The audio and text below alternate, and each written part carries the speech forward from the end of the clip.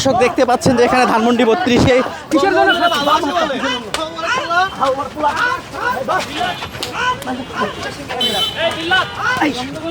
বাম হাত আমার খালি বাম হাত খালি বাম হাত খালি বাম হাত শক্তি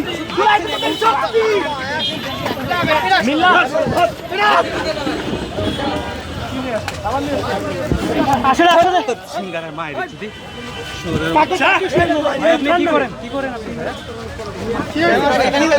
কথা বলেন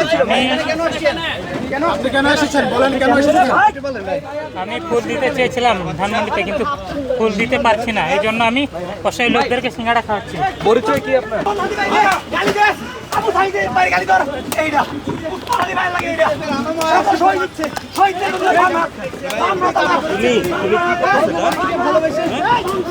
দর্শক দেখতে পাচ্ছেন যে এখানে ধানমন্ডি 32-এ একজন